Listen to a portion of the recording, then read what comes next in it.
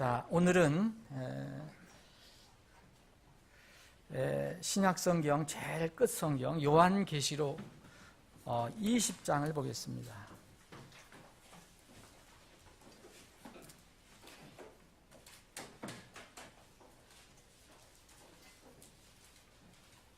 요한계시록 20장 1절로부터 제가 6절까지 봉독하겠습니다.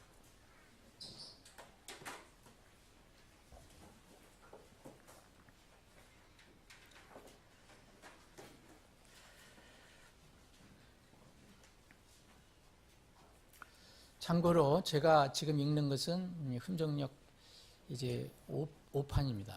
3판 성경이 너무 이렇게 낡아서 어떤 데 글자가 안 보여요.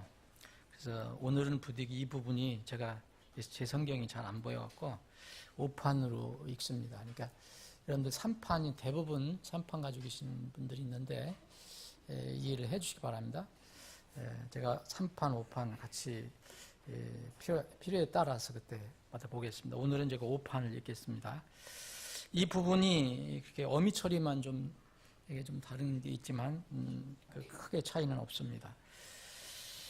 또 내가 보니 한 천사가 바닥 없는 구덩이에 열쇠와 큰 사슬을 손에 들고 하늘로부터 내려와 마귀요 사탄인 그 용 곧 저 옛뱀을 붙잡으니라. 그가 그를 붙잡아 1000년 동안 결박하여 바닥 없는 구덩이에 던져 넣어 가두고 그의 봉인을 하여 1000년이 찰 때까지는 그가 더 이상 민족들을 속이지 못하게 하니라. 그 뒤에는 그가 반드시 잠시 동안 풀려나리라. 또 내가 보니 왕자들과 그것들을 위해 앉은 자들이 있는데 그들에게 심판이 맡겨졌더라. 또 내가 보니 예수님의 증언과 하나님의 말씀으로 인하여 목베인 자들의 혼들이 있는데 그들은 짐승과 그의 형상에게 경배하지도 아니하고 자기들의 이마 위에나 손 안에 짐승의 표를 받지도 아니한 자들이더라. 그들이 살아서 그리스도와 함께 1000년 동안 통치하되 그 나머지 죽은 자들은 그 1000년이 끝날 때까지 다시 살지 못하더라.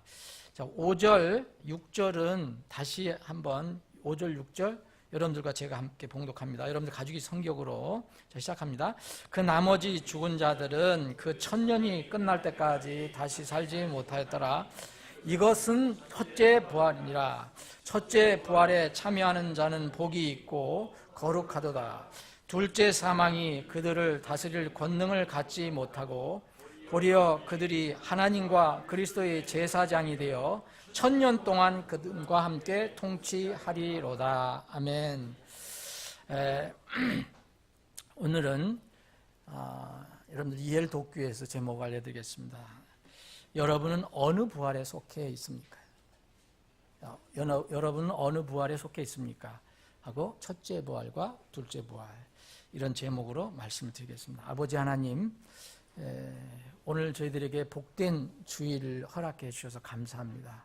주님께서 우리의 그 무섭고 더러운 죄를 위해서 죄값을 치러주시기 위해서 십자가에서 피 흘려 죽으시고 묻히셨다가 3일 만에 영광스러운 부활을 하신 그날을 기념해서 저희들이 오늘 주의 첫날 모여서 주님을 경배하게 하셔서 감사합니다. 주님, 이 시간 부활의 주님을 깊이 생각하며 주님을 예배하기를 원합니다. 이 시간에 주님께서 주신 말씀을 겸허한 마음으로 마음속에 생명의 양식으로 받을 수 있게 해주시고 다른 일체의 세상적인 생각을 다 정리해 주시고 오직 주님만 말씀을 통해서 바라보는 시간이 되게 해 주시옵소서. 거룩하신 예수님의 이름으로 기도합나이다.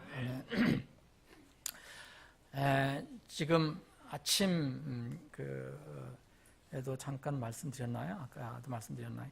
기독교계에서 이제 물론 개신교든 로마 카톨릭이든 하여튼 기독교계 범기독교계에서 오늘 이제 부활절의 날로 이렇게 지키는 그런 날입니다. 근데 이 부활절에 대해서 논쟁이 많이 있어요. 여러 가지 의견들이 많이 있습니다.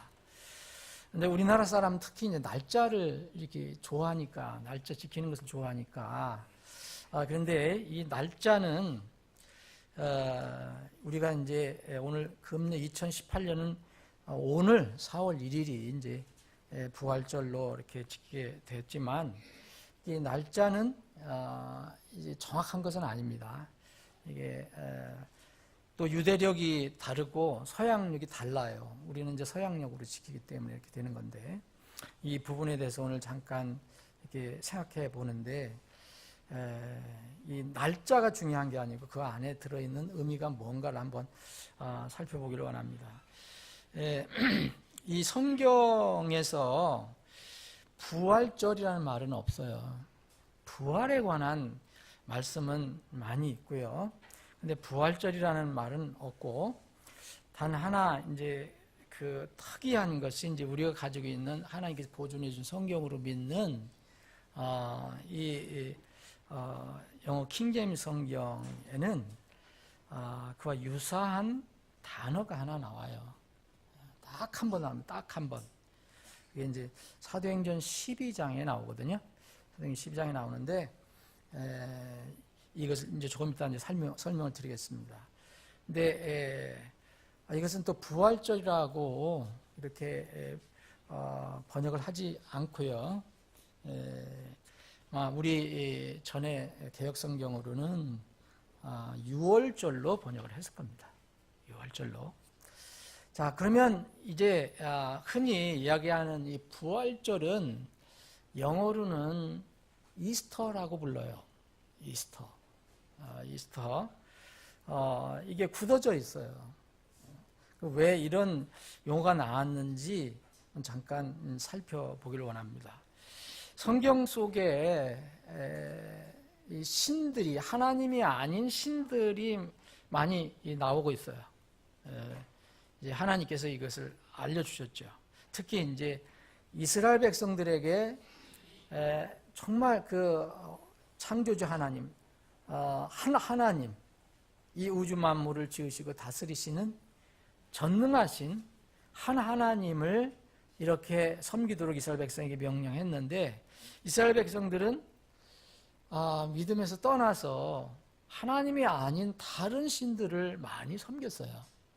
그래서 구약 성경을 여러분들 읽어보시면 쉽게 찾아볼 수 있는 것입니다. 이스라엘 백성들이 처음서부터 이렇게 믿은 게 아니라 이제 가나안 땅에 들어가서 거기에서 원래 있었던 족속들이 믿었던 신들을 많이 따라다녔어요. 대표적인 것이 여러분들이 아는 게 이제 바알이라는 것이죠.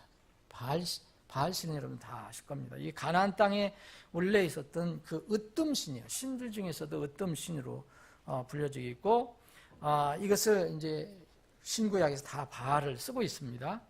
이것은 마귀 사탄의 또 다른 이름이죠.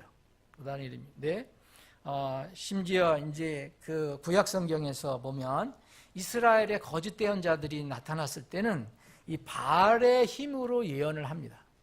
바알의 힘으로. 예레미야서 23장 13절을 보면 거짓 대언자들이 바알의 힘으로 예언을 하는 것을 볼 수가 있습니다. 그래서 이제 바알이 신들이 하도 많으니까 이 복수로 또 쓸 때가 있어요. 바알들이라고 쓸 때가 있습니다.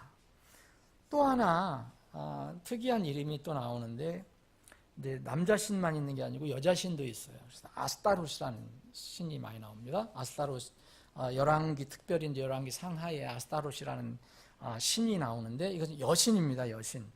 근데 이 바알과 아스타롯이 함께 쓰여지는 데가 있어요. 그래서 바알과 아스타롯 이렇게, 바알들과 아스타롯 이렇게 이사야서에 좀 나오고 사무엘상에서도 나옵니다. 이것이 이제 아스타롯은 여자 신인데, 이 신이 이제 신약에서는 흔히 다이아나라고 불리는 신입니다. 이 다이아나도 여신이에요. 남신이 아니에요. 이 다이아나는 사도행전 19장에 이름이 나옵니다. 거기에 그 아시아에서 많은 지역에서 이렇게 숭배한 위대한 여신 다이아나라고 얘기합니다. 그래서 에베소 교회 사람들이 이 바울 그 팀을 이렇게 핍박하는 그런 상황이 나오는데 우리 여신 다이아나 신전을 멸시했다라고 이렇게 해서 바울 팀을 잡아서 이렇게 어려움을 주려고 하는 그런 상황이 나옵니다. 이 다이아나는 그리스와 로마의 으뜸 여신이에요. 이제 구약적인 개념이 신약적으로 넘어온 거죠. 근데 또 다른 이름이 또 나와요. 여신이 예레미야에 보면 하늘의 여왕이라는 이름이 나와요. 하늘의 여왕. 이게 히브리인들이 섬겼던 이방 여신의 이름입니다. 이방 하늘의 여왕이라는 신이 있어요. 이런 신들이 이제 많이 나오는데 여기에 이제 관련된 인물들이 성경에 게시가 되어 있어요. 관련된 인물들이. 첫 번째는 니무롯이라는 이름이 나옵니다. 창세기 10장에 함의 손자, 이 노아의 세 아들 중에서 함의 손자로, 그러니까 함의 아들이 구수인데 구수의 아들이 바로 니무롯입니다. 여러분 창세기 10장을 보시면 니무롯, 그때 당대 최고의 능력이 있는 자, 이 니무롯이 뭘 주도했느냐? 바벨탑 쌓는 일을 주도를 하는 인물입니다. 하나님, 바벨탑 사건은 하나님을 대적한 사건이죠. 그래서 이 하나님을 대적한 인물로 이게 니무롯이 나오는데, 그 뒤로 보면 이제 니무롯의 땅이라는 것도 나오는데, 이 니무롯이라는 사람에 의해서 건설된 어떤 지역을 흔히 이제 니무롯의 땅이라고 얘기합니다. 그래서 이제 미가서 5장 6절에 나와요. 이 지역은 주로 이제 소아시아 근동 지역, 아시리아라든지 니느웨라든지 또 메소포타미아 지역의 바벨론 지역을 이제 묶어서 니무롯의 땅이라고도 합니다. 그러면 그 지역은 니무롯의 영향이 컸다는 것을 알 수가 있어요.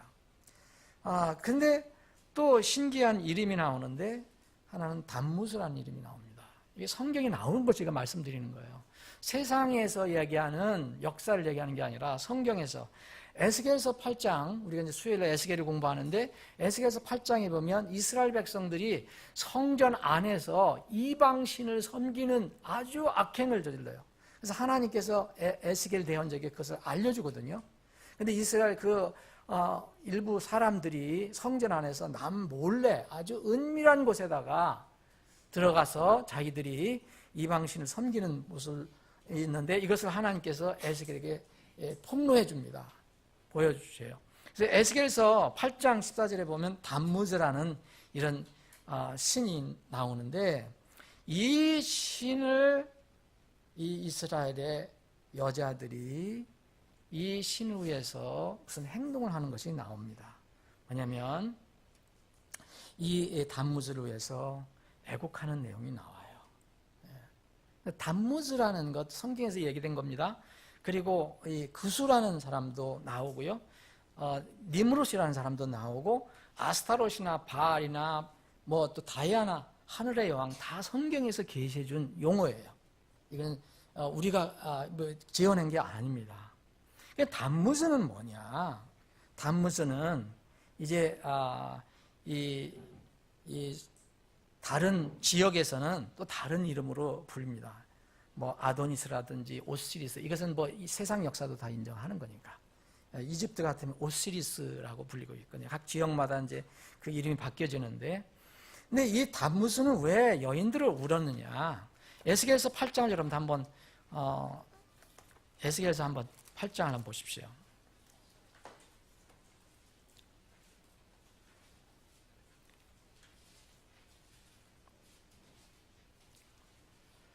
에스겔서 8장 14절 보시면, 그때 그분께서 나를 데리고 북쪽을 향한 주의 집 문의 입구에 이르셨는데 보라, 거기에 여자들이 앉아서, 이스라엘 여자들입니다, 담뭇을 위하여 슬피 울고 있더라. 자, 이 담뭇이라는 것은 전혀 하나님과 상관이 없는 신이에요. 신. 어떤 이건 남신인데, 이게 그러면 이 담무스가 뭐냐? 이제 세상 역사로 보면은 아까 니무롯이 나왔잖아요. 니무롯이 하나님을 대적한 그런 사람이었는데, 이 니무롯이 당대 이제 태양신으로 떠받들여집니다. 태양신. 물론 니무롯 사람이었으니까 죽었죠. 근데 이제 니무롯이 이제 환생했다는 그런 이제 전설이 나오고, 그래서 이제 담뭇은 누구냐? 이 니무롯은 태양신인데 달신인 세미라미스와 결혼해서 낳은 아들이 니무롯이라고 하는데, 이 니무롯이 죽은 뒤에 아들 담무스가 나왔다는 거죠. 이 담무스를 위해서 이렇게 이스라엘 백성들이, 여자들이 여기서 애고를 하는 거예요. 성전 안에서, 비밀 장소에서. 이 담무스에 대해서 성경에서 해석을 해주지는 않습니다. 누군지는. 그러나 모든 역사를 보면, 이 자료를 보면 담무스가 이방 신이에요. 신인데 이 담무스는 특별히 이 죽음과 다시 일어난 것과 관련이 있어요. 이 여인들이 담무스를 위해서 슬피 울잖아요. 그런데 이제 다음에 보면 16절에 보면 어떤 일단의 사람들이 또 태양에게 경배하는 내용이 나와요. 왜 담무스를 위해서 우느냐 하면, 이 담무스가 죽었는데 다시, 아주 비참하게 어떻게 죽었는데 다시 살아났다는 그런 전설이 내려오는 거예요. 그래서 이 죽은 거에 관해서 지금 우는데, 나중에 보면은 이스라엘 백성이 담무스를 위해서 이제 이렇게 울다가 나중에는 또 잔치를 벌였대요. 그래서 이 전설이 보면 태양이 이게 질 때는 담무스가 죽었다, 다시 떠오를 때는 담무스가 살아났다라고 이렇게 믿고, 그렇게 이제 그런 전혀 하나님과 상관없는 그런 행동을 한 거예요. 그래서 이 하나님께서 이것을 보여주시고, 이건 정말 사악한 일이다라고 에스겔에게 알려주신 것입니다. 이런 전통이, 이런 행습이 세계 곳곳에 깔려 들어가게 됐습니다. 여기에 보면, 여기 16절에도 보면, 그분께서 나를 데리고 주의 집에 안뜰에 이르셨는데, 보라, 주의 성전의 문에 주랑과 제단 사이에 25명가량 있더라. 그들이 자기들의 등은 주의 성전을 향하게 하고 자기들의 얼굴은 동쪽을 향하게 한 채 동쪽을 바라보며 뭐에 경배하더라? 여러분, 태양에게 경배하더라. 이 사람들이 누굽니까? 이스라엘 사람들이에요. 근데 여러분들 이 1장서부터 8장 1절에서 보시면 성전 안에서 이 일을 하고 있는 거예요. 성전 안에서. 자, 전혀 이스라엘과 상관없는 성전 바깥에서 어디 이교도들이 하는 게 아니라 성전 안에서 이스라엘 사람들이 이렇게 하고 있는 겁니다. 이것을 하나님께서 보여주시고 정말로 사악하다고 말씀하신 겁니다. 이스라엘 백성들이 이렇게 한 것은 자기들이 만든 게 아니라 거기에 원래 있었던 가나안 족속들이 했던 그 풍습을 자기들이 또 따온 것이라고 저는 볼 수 있습니다. 담무스도 이스라엘과 상관없는 거고, 이 니므롯도 상관이 없는데 이렇게 하고 있습니다. 그래서 정확하게는 알 수 없지만 이 부활절의 왜 이름이 이스터라고 돼 있을까? 이스터라는 것은, 이스트는 동쪽이고요, 이알은 동쪽을 향해서 경배하는 자라는 그런 뜻을, 이름을 붙일 수가 있는 거예요. 동쪽의 사람들. 왜 이 부활절에다 이런 이름이 붙었을까? 이거는 우연이 아닙니다. 들어가 봐야 됩니다. 그래서 저는 부활절이라는 이름을 할 때 영어로 굳이 얘기하려면 이스터라는 말을 쓰면 안 된다. 영어로는 resurrection이라는 말이 있어요. 부활이라는 말. 그래서 resurrection day라고 해야 돼요. 그런데 지금 이스터 데이라고 해요. 이스터라고 해요.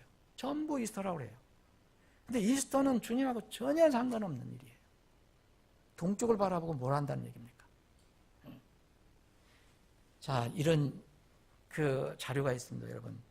자, 이건 읽어드릴게요. 고대 바벨론을 세운 니므롯은 태양신으로 추앙이 됐다. 그의 아내 세미라미스는 그가 죽자 자기 자신의 아들 담뭇을 태양신으로 신격화했고, 자신은 아들의 아내를 자처해서 여신이 되었다.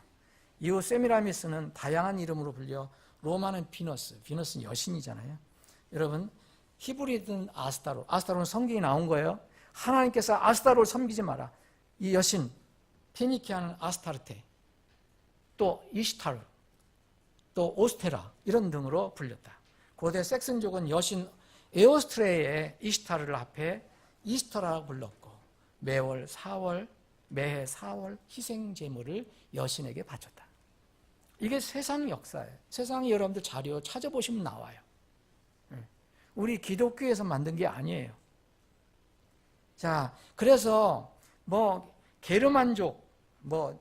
게르만족이라고 하는 민족이 있었는데 이 게르만족이 숭배하던 봄의 여신 오스타라, 에오스트레 여기서 유래된 이스터는 새 생명을 가져오는 봄의 여신이다. 부활절은 이스터는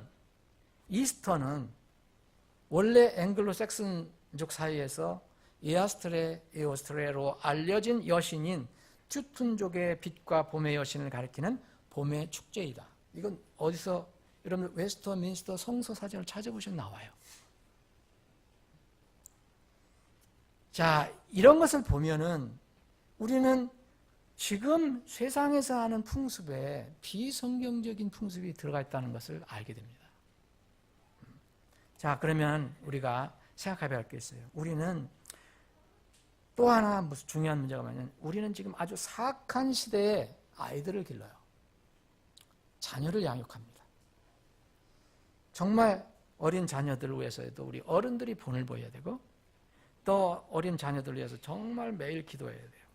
그러면 이런 것에 성경적으로 잘 이게 방어가 되지 않으면 우리 아이들도 이런 데 휩쓸려 갈 수가 있다. 삼가해야 할 소위 얘기하면 이스터의 풍습이 있어요. 이스터의 풍습. 제가 부활절이라고 말씀을 안 드릴게요.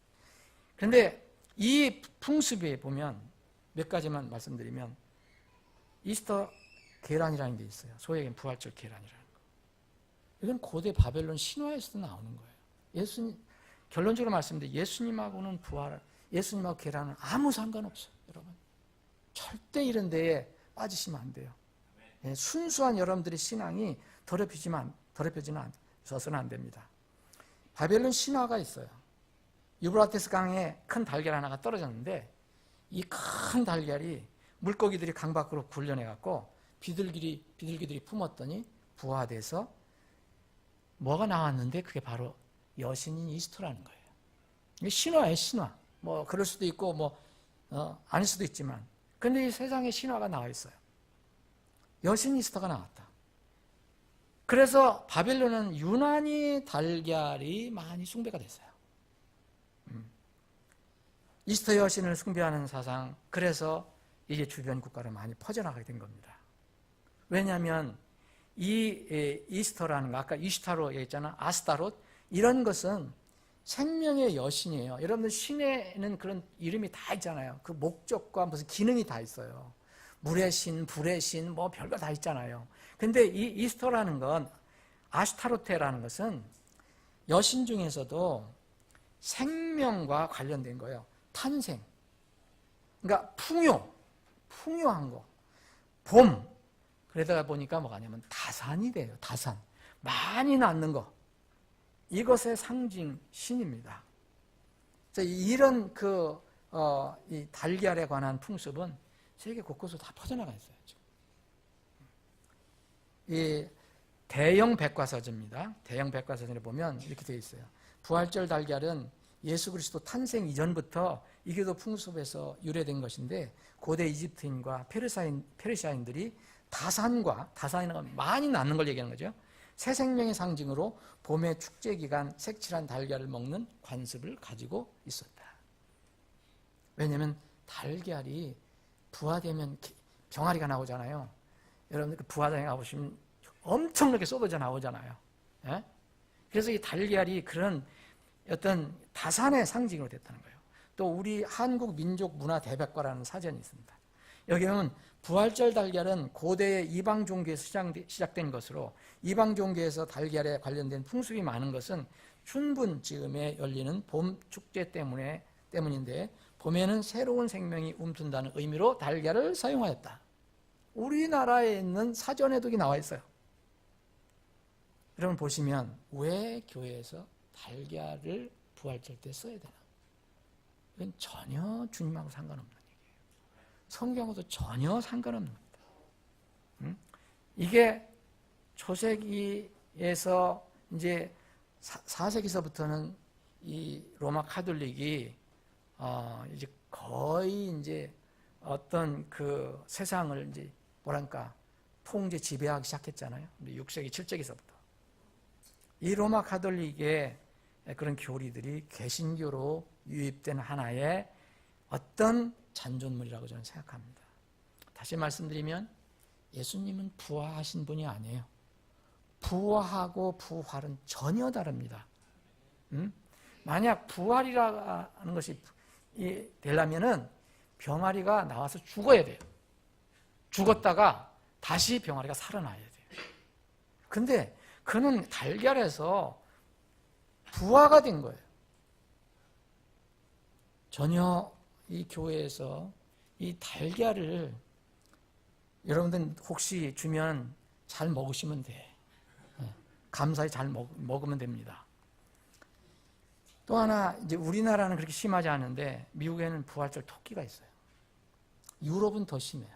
부활절 토끼라는 게 있어요. 이스터번이라는 게 있는데 이 토끼도 왕성한 생식과 다산의 상징으로 이렇게 이렇게 상징으로 나타나는 그 동물 중에 하나입니다. 토끼 여러분들 아시죠? 토끼 저는 어렸을 때 이제 시골에서 길러본 경험이 있기 때문에 토끼 잘 알아요. 토끼 고기도 맛이 있습니다.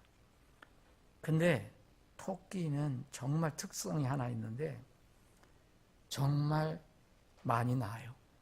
엄청나게 나요.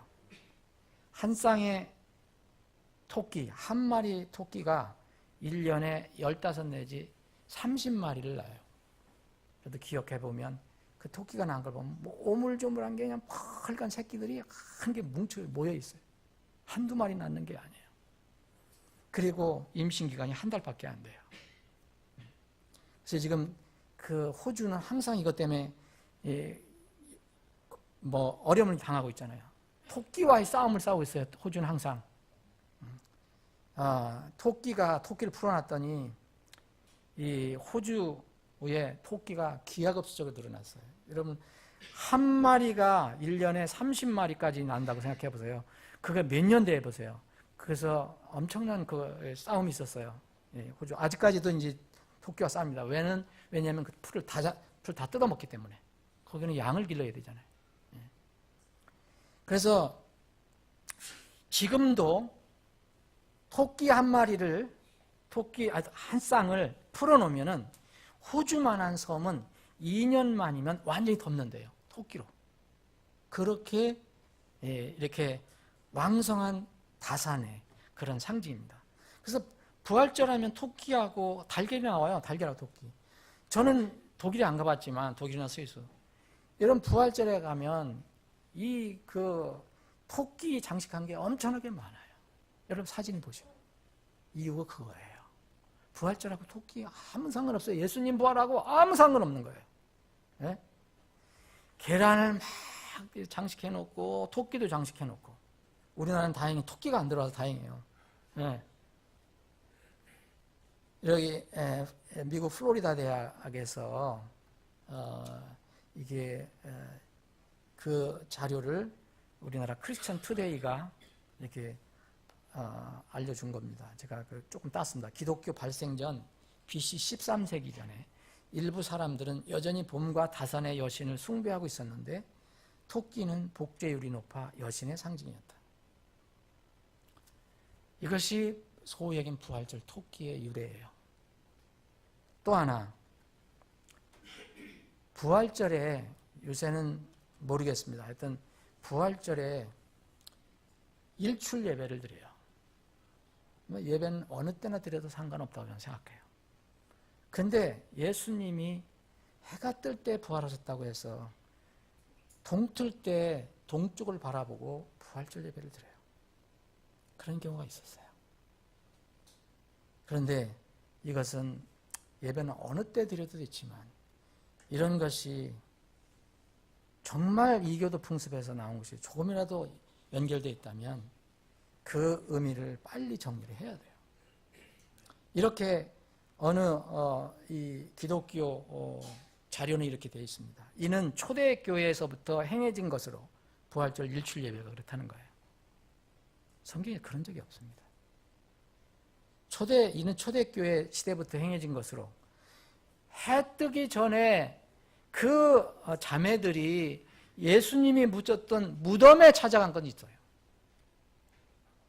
초대교회, 이는 초대교회 시대부터 행해진 것으로 초대교회 성도들은 부활절 아침에 떠오르는 태양이 예수 그리스도의 부활을 축하하기 위해 위로 3번 뛰어오른다고 생각했다. 전혀 다릅니다. 이 초대교회 성도들이 이런 적이 없어요.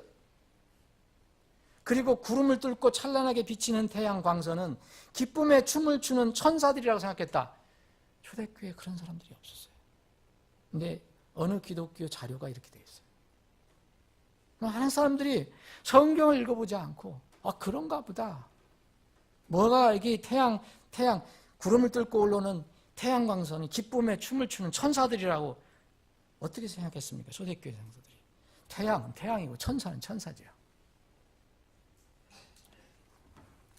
성경에 보면 악의 모든 모양은 삼가라 그런 말이 있어요.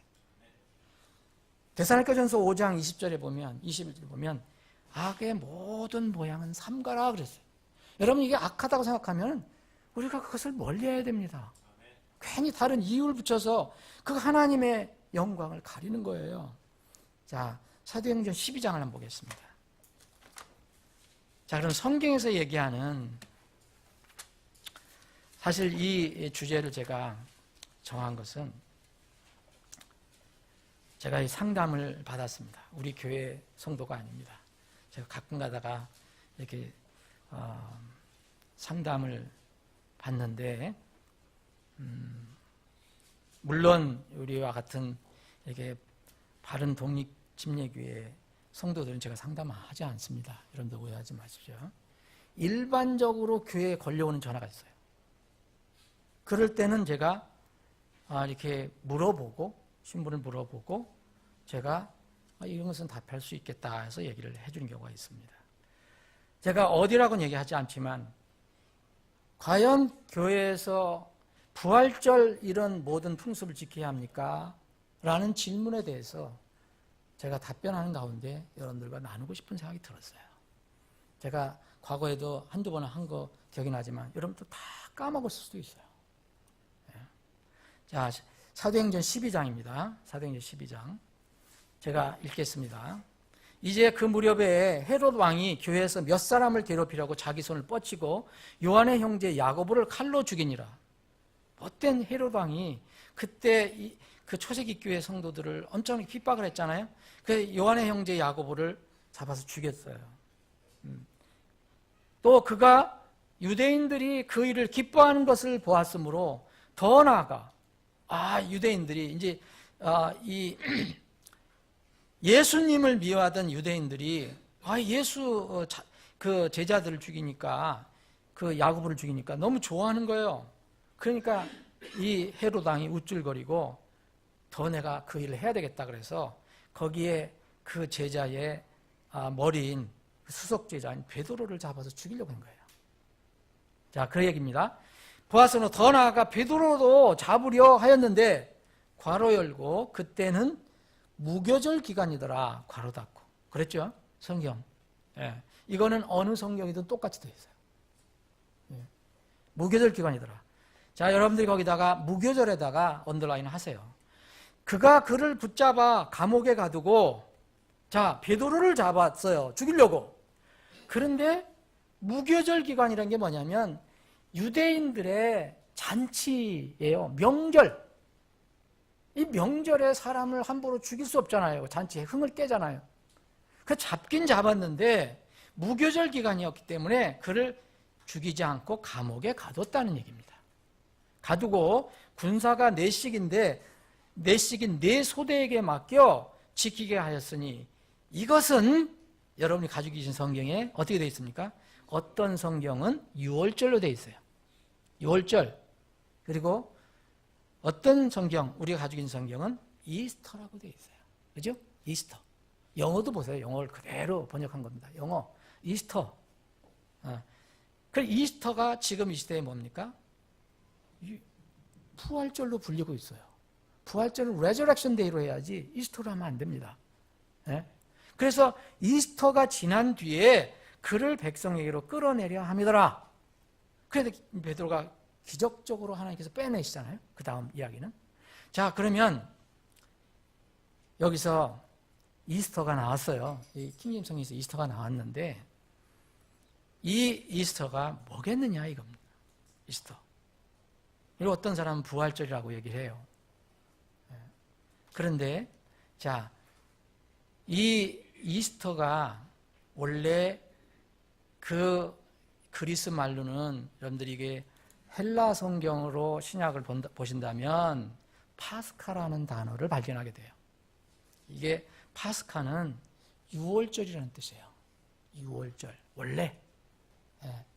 그런데 이 킹제임 성경은 이걸 유월절로 번역하지 않고 이스터로 했어요.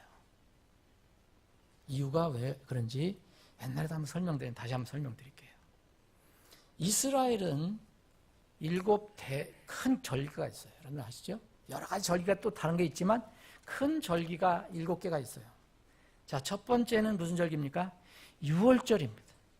이게 모든 명절의 시초예요. 이게 이스라엘 백성이 탄생한 날, 애굽에서 살아난 날, 유월한 날, 어린 양의 피를 바르고 죽음의 천사를 통과시킨 날.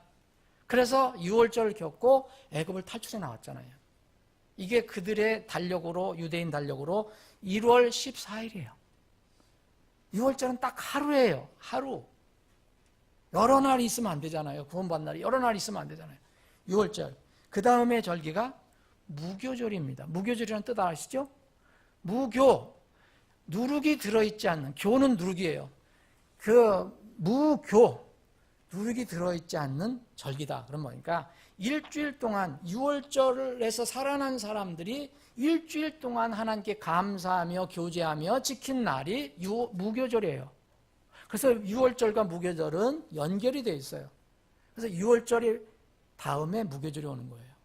그 때로는 이것을 전부 유월절이라고 표시할 때도 있고 무교절이 표시할 때도 있는데 무교절이라는 것은 바로 유월절 다음 날부터 일주일 동안 얘기해요. 그 다음에 초실절이 있어요. 초실절은 유월절 다음인데 무교절 안에 들어가 있습니다. 초실절은 이제 3일이 되는 날이에요. 유월절에 이제 3일이 되는, 곧 예수님을 상징하면 예수님의 부활을 의미하는 날입니다. 예수님이 죽으시고 3일 만에 첫 열매로 나타나신 거예요. 그리고 나서 오순절이 나오고 또 나팔절이 나오고 속절이 나오고 초막절, 마지막 초막절이 나옵니다. 근데 이 앞에 부분 유월절과 무교절을 보세요. 여러분, 유월절과 무교절이 분명히 있는데 여기 성경은 그때는 무교절이 기간이더라 그랬잖아요. 그렇죠? 이미 유월절이 끝나서 이스라엘 백성들이 이거 잔치를 하는데 유월절이 끝나고 무교절 기간이었어요. 일주일이라는 거예요. 일주일 지금 잔치를 하는 이 기간에 잡았어요. 그런데 4절에 보니까 이것을 이 이스터로 하지 않고 만약 이것을 유월절로 하면 어떻게 되는 겁니까? 자, 무교절 기간인데 이 헤롯은 이제 유월절이 지난 뒤에 내가 베드로를 감옥에서 잡아내갖고 죽이겠다, 백성 앞에서. 이런 얘기거든요. 자, 유월절 다음에 무교절인데 무교절이 한창 진행 중인데 유월절이 오면은 유월절이 지나면 내가 이렇게 하겠다는 말이 안 맞죠. 그런 여기서 이 헤롯이 이야기한 이스터는 도대체 뭔가? 헤롯이 이 마음속에 가지고 있었던 이 파스카라는 건 뭐냐? 이거는 유월절로 번역이 될 수가 없다는 거죠. 헤롯은요 원래 유대인이 아닙니다. 여러분 아시는 것처럼 유대를 다스렸던 사람이지만 유대인이 아니에요. 이 사람은 이교도 출신이에요. 근데 이스라엘에 거기에 있는 유대인들을 기분을 좋게 해주려고 하거든요. 그래서 이 사람은 자기도 원래 믿었던 신이 있는데 유대인들의 그런 풍습을 믹스시켜서 마음에 뭔가를 가지고 있었던 거예요. 자기가 믿는 이 이스터가 있었어요. 이스터. 이게 지나면은 근데 이 이스터는요, 무교절 기간이 지난 뒤에만 하는 것 같아요. 절대로 여러분 6월절이라면 이게 맞지 않아요. 성경이 맞지 않잖아요, 여러분. 그래서 킹제임스 성경은 이것을 그냥 이스터로 그냥 음력을 한 거예요. 이거는 부활절도 아니고 6월절도 아니고 이스라엘 백성이 믿는 그런 게 아니에요. 이것은 이 헤롯이 믿는 6월절이었어요. 파스카였어요. 근데 변질된 다른 종류의 그런 명절이었어요. 이것을 영어 킹제임스는 정확하게 이스터로 번역을 한 겁니다. 6월절로 번역하면 오역이 되잖아요, 여러분. 앞뒤가 안 맞잖아요. 이것이 성경에서 얘기하는 이스터, 유일하게 얘기하는 이스터예요. 우리가 헤롯이 믿었던 다른 신을 믿었던 그런 이스터는 우리가 섬길 수가 없습니다. 누가 뭐라 해도. 저는 물론 이렇게 부활절을 지키는 사람들이 다 그런 신을 섬긴다고 생각하지 않아요. 그러나 여전히 이런 용어를 쓰고 있잖아요. 여전히 이 부활절 계란을 쓰고 있고 부활절 토끼를 쓰고 있고 부활절 일출 예배를 쓰고 있고 이게 하나님께서 기뻐하시는 것이라고 저는 생각하지 않습니다. 그럼 부활절 날은 언제 결정했느냐? 여러분들은 생일 안 잊어버리지만 저는 가끔가다 제 생일도 잊어버리는데 이 예수님이 부활하신 날은 성경적으로 얘기하면 정확한 날짜를 알 수가 없어요. 예수님이 탄생하신 날도 정확한 날짜 알 수 없습니다. 12월 25일은 말씀드렸잖아요. 그것은 예수님이 탄생한 정확한 날짜가 아니에요. 의미는 새기시면 좋습니다. 어떻게 이게 부활절 날짜도 정해졌느냐? 초세기 교회에서는 부활절을 지켰다는 근거가 없어요. 예수님이 이렇게 죽음을 뚫고 일어나셨다는 것, 이거는 의미를 새기고 했지만 어떤 한 날을 특정적으로 거기에 중요한 의미를 부여해서 모인 것으로는 생각지 않습니다. 그래서 초세기 교회는 이런 날이 중요하지 않았어요. 그래서 날에 빠지지 말라고 명령도 나온 거예요. 그런데 언제 이게 결정이 됐냐? AD 325년에 니케아 종교회의가 있었어요. 이때 여기서는 부활절 이때 지키고 그러니까 그때 이제 325년이면 이제 로마 카톨릭이 서서히 이제 통제하기 시절 아닙니까? 이때 이제 결정을 한 겁니다. 어떻게 결정했느냐? 여러분 올해 4월 1일이죠? 내년은 또 틀려요. 자, 춘분은 3월 21일 대개 그렇게 돼요. 춘분 다음에 그 음력으로 보면 만월이 생긴 거예요. 만월. 보름달 후에 첫 번째 일요일로 정한 거예요. 그게 바로 부활절 날입니다. 지금도 계속 그렇게 지키고 있는 거예요. 이 날을. 내년에도 틀려집니다. 그 음력에 따라서 맞춰야 되니까. 근데 동방 정교회가 있어요. 그리스 정교회나 러시아 정교회나 뭐 이런 데는 지금 부활절을 오늘 똑같은 날 지키지 않습니다. 여기는 1주나 2주 정도 아마 늦을 거예요. 그래서 정확한 날은 알 수 없어요. 근데 만약 날짜를 굳이 계산해 본다면 예수님이 6월절에 이스라엘의 6월절에 돌아가셨잖아요. 분명히 6월절에 돌아가셨거든요. 이 성경을 보면 6월절에 돌아가신데 그때가 바로 이스라엘의 달력 니산월 1월 14일이에요. 14일 정해진 거예요. 그런데 이때가 지금 태양력으로 정하면 한 3, 4월이 될 수 있어요. 그 14일 예수님께서 십자가에 죽으신 3일이 지난 초실절 이때 예수님이 부활하신 날이라고 볼 수가 있습니다.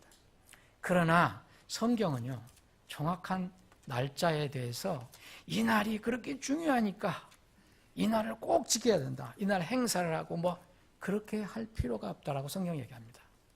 갈라디아서 5장 9절 10절 그리고 골로새 2장 10절에 보면 날에 대해서 그렇게 그런 오류에 빠지지 말라. 에? 자, 갈라디아서 5장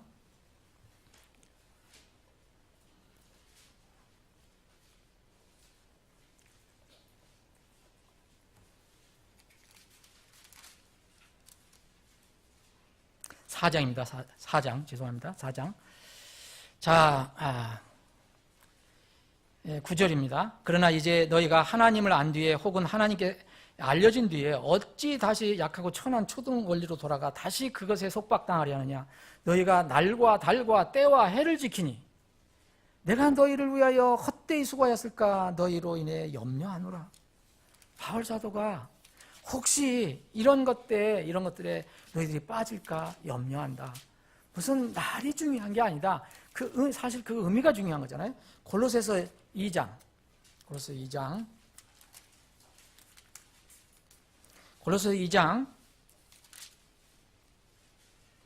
16절. 그러므로 아무도 먹는 것이나 마시는 것으로 인하여 또 거룩한 날이나 월삭이나 안식일에 관하여 너희를 판단하지 못하게 하라. 그것들은 다가올 것들의 그림자이거니와 몸은 그리스도께 속해 있느니라. 만약 어떤 날이 있다. 여러분 이스라엘 백성들이 이렇게 절기를 지켰던 7절기는 다 예수님의 모형이에요. 예수님의 모형. 자, 분명하게 어떤 날과 그런 시가 중요한 것이 아닙니다. 그러나 저는 부활절이라면 부활의 그 진정한 의미는 함께 나누고 싶습니다. 여러분, 저는 이렇게 생각합니다. 여러분, 부활절이라는 것은 1년에 한 번 어떤 특정한 날 예수님이 부활하셨다 만날 찬양하다가 그 이튿날부터 깜깜하게 잃어버리는 게 아니라 예수님이 부활하신 날을 기념해서 초세기 교회 성도들이 모이기 시작했어요. 여러분, 매주일 예배가 진실한 부활절 예배입니다. 정말 이거 잊지 마셔야 돼요. 만약 이것을 잊어버리고 1년에 한 번 부활절 예배 드리고 무슨 예수님 부활을 찬양하고 경배한다는데 이것은 위선입니다. 1년에 한 번 요란한 행사로 끝나는 게 아닙니다. 한 주의 첫날은 이 주일은 주님의 죽으심과 부활의 의미를 새기는 날이에요. 이때 경배와 찬양을 드리는 겁니다. 이것이 진정한 의미의 부활절이에요. 두 번째는요, 이 예수님이 부활하시고 나서 승천하시기 전에 이 땅에서 남아서 하신 일이 있어요. 잠깐 동안. 이미 예수님이 이제 십자가에 죽으시고 정말 제자들이 생각할 때 무능력하게 그냥 십자가에 죽으시고 묻히셨고, 그러니까 제자들이 전부 낙심해서 다 뿔뿔이 흩어졌어요. 엠마오로 내려가는 두 제자가 있었습니다. 정말 낙심해서 우리 주님이 이제 죽으셨다. 근데 부활하신 예수님이 그 두 사람에게 나타나시잖아요. 누가복음 24장 보면 예수님은 전혀 알아보지 못합니다. 예수님이 같이 동행하는데도 몰라요. 예수님께서 이제 그 집에 들어가서 빵을 가지고 하나님께 감사 기도를 드린 뒤에 그들에게 떼어줬을 때 그들의 눈이 밝아집니다. 그래서 예수님을 알게 돼요. 이 두 제자는 예수님을 알게 되고 예수님이 그 사이에 또 사라져 버리셨거든요. 다시 낙심했던 마음을 다시 돌이켜서 다시 어디로 돌아갑니까? 다시 교회로 올라갑니다. 예루살렘 교회로. 그 교회로 올라가서 예루살렘 다시 돌아가서 교회 모임에 가서 보고를 합니다. 여러분 누가복음 24장을 한번 쭉 읽어보세요. 이렇게 깨서 내가 예수님을 만났다. 부활하신 예수님을 만났다. 형제 자매 교제와 주님께서 함께 빵을 나누는 것입니다.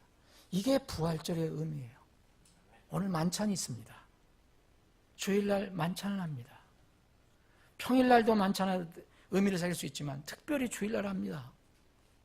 바로 부활하신 주님이 그렇게 나타나셔서 제자들에게 빵을 나눠주셨어요. 여러분 만찬에 참여하는 것이 부활절 의미를 생길 거예요. 그분이 왜 죽으셨는가? 그분이 왜 다시 오시는가? 또 하나의 부활절의 의미는 이겁니다. 다시 오실 주님을 사모해서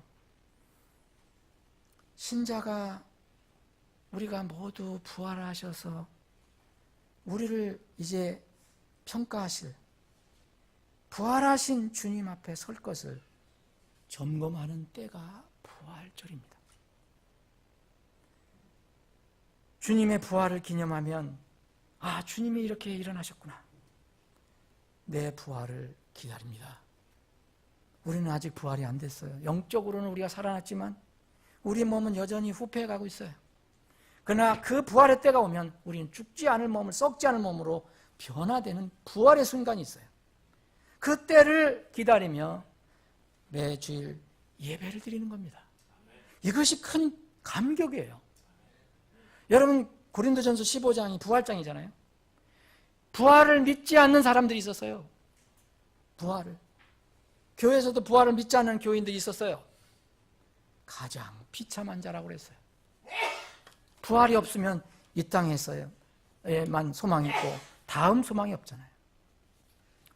자, 오늘 본문 말씀을 잠깐 드리겠습니다. 오늘 20장을 보면, 요한계시록 20장에 보면 두 종류의 부활이 나와요. 두 종류의 부활.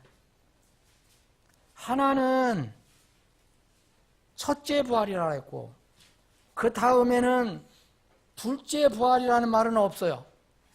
그런데 첫째 부활이 있으니까 둘째 부활이 있을 것입니다. 또 6절에 보면 첫째 부활에 참여하는 자는 복이 있고 거룩하도다.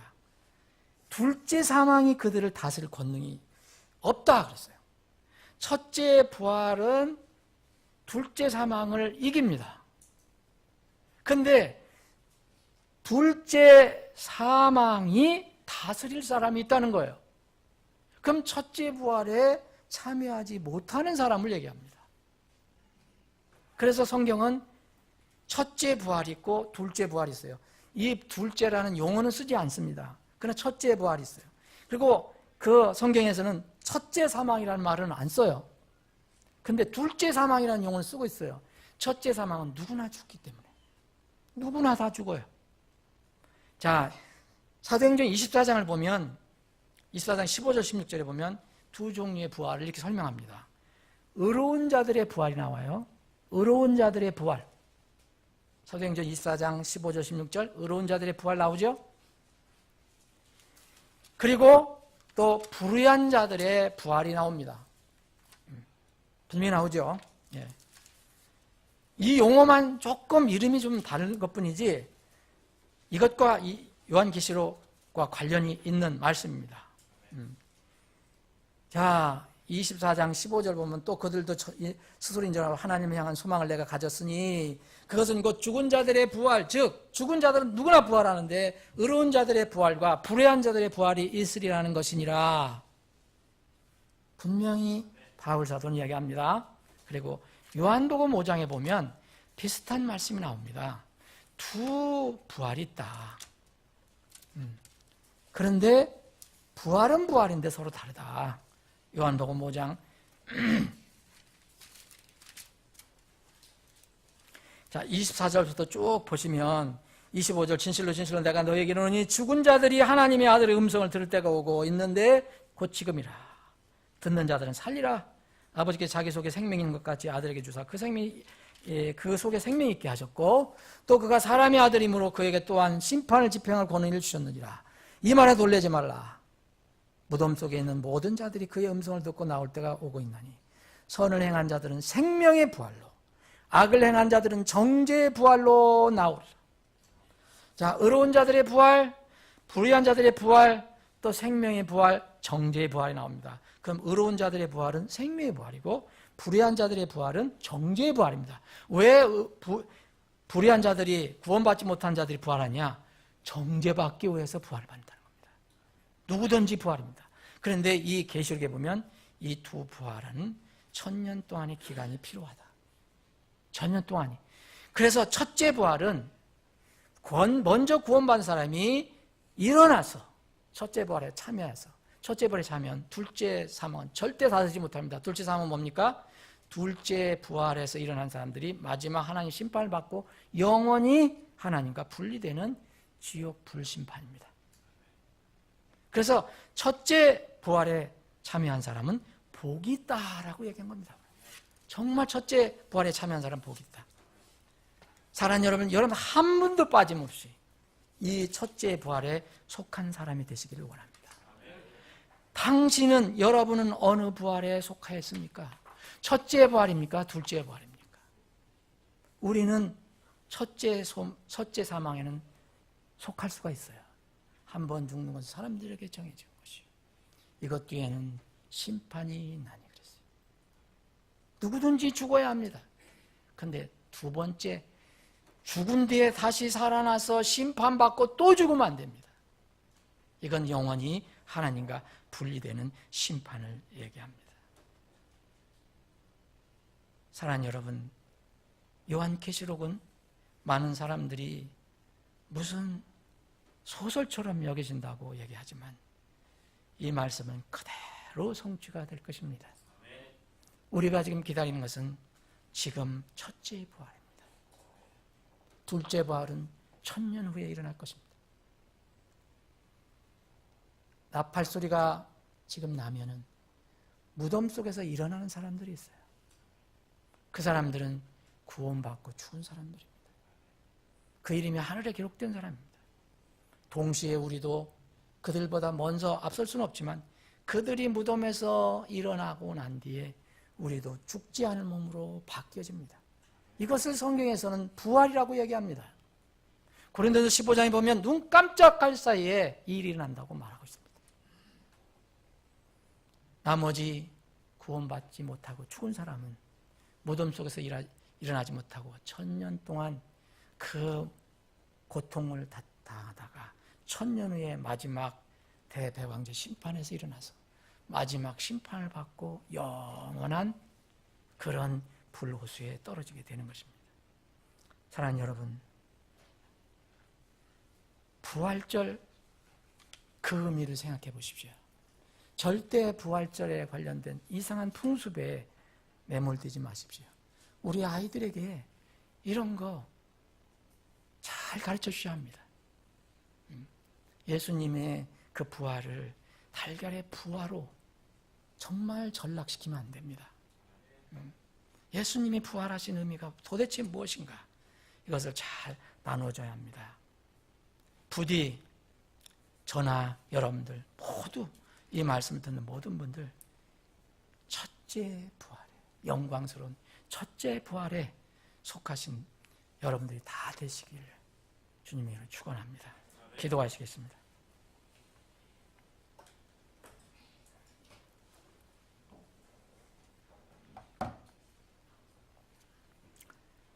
여러분 잠깐 기도하는 시간 갖기를 원합니다.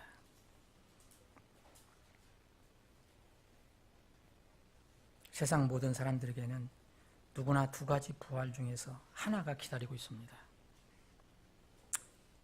첫째 부활이 기다리고 있든지 둘째 부활이 기다리고 있든지, 어떤 부활이 나를 기다리고 있습니까? 의로운 자들의 부활이 기다리고 있든지 불의한 자들의 부활이 기다리고 있든지, 사랑하는 여러분은 어떤 부활에 속해 있습니까? 생명의 부활에 속해 있습니까? 정죄의 부활에 속해 있습니까? 우리는 이 부활에 속하는 것은 우리가 어떤 노력을 하고 애를 쏘고 수고해서 행위를 쌓아서 이 부활이 결정되는 것이 아닙니다. 내가 죄인인 것을 깨닫고 죄 문제를 해결해 준 주님을 믿고 받아들이는 것으로 이것은 해결이 됩니다. 여러분들이 아무리 애를 써도 육에서 난 것은 육이고요, 성령에서 난 것이 영일 뿐입니다. 우리가 살과 피로 구원을 얻는 게 아니고 오직 예수 그리스도를 믿는 믿음, 나의 모든 죄의 문제를 예수님께서 해결해 주셨고 그분이 나의 주라는 것을, 그분이 나의 부활이고 나의 생명이라는 것을 믿고 받아들일 때 해결이 되는 것입니다. 우리 모두 구원받고 첫째 부활에 참여하기를 바랍니다. 사랑하는 여러분, 부활절의 진정한 의미가 여러분들에게는 무엇입니까? 주님의 부활의 그 놀라운 사건을 기념해서 초세기 교회 성도들이 사도들로부터 그리고 제자들 모두 이 주일 아침에 모이기 시작했습니다. 연중 행사로 부활절 지키고 주일에 불성실한 것은 주님의 부활을 믿고 지키는 것이 아닙니다. 주일에 모여 부활하신 주님을 예배하는 것은 동시에 다시 오실 주님을 사모하고 기다리는 것입니다. 부활의 그날을 기다리는 삶을 여러분들 살고 계십니까? 기도하시기 바랍니다. 나는 부활의 소망으로 살고 있는가? 아버지 하나님, 오늘도 말씀을 주심을 감사합니다. 이 세상에 주님을 섬기고 하나님을 믿고 따른다고 하는 여러 가지 일들 중에 오염된 것들이 너무나 많습니다. 주님, 그러나 우리는 주님께서 남겨주신, 보존해 주신 하나님의 거룩한 말씀, 변하지 않는 말씀을 가지고 있습니다. 이 말씀을 비춰볼 때 우리가 하나님의 영광을 가리는 것들이 있다면 과감히 버리고 오직 순수한 누룩이 떡이 없는 그런 누룩이 들어가 있지 않는 그런 빵을 먹는 우리가 되게 해주시기를 원합니다. 날마다 주님의 부활을 생각해보지만 특별히 한 주, 첫날을 주님께서 우리를 위해 죽으셨다가 부활하신 것을 늘 생각하고 감사하며 예배드리는 찬양하는 그런 날이 되게 해 주시옵소서. 이것이 진정한 주일의 의미임을 저희들이 잊지 않게 해 주시옵소서. 거룩하신 예수님의 이름으로 기도합나이다. 아멘.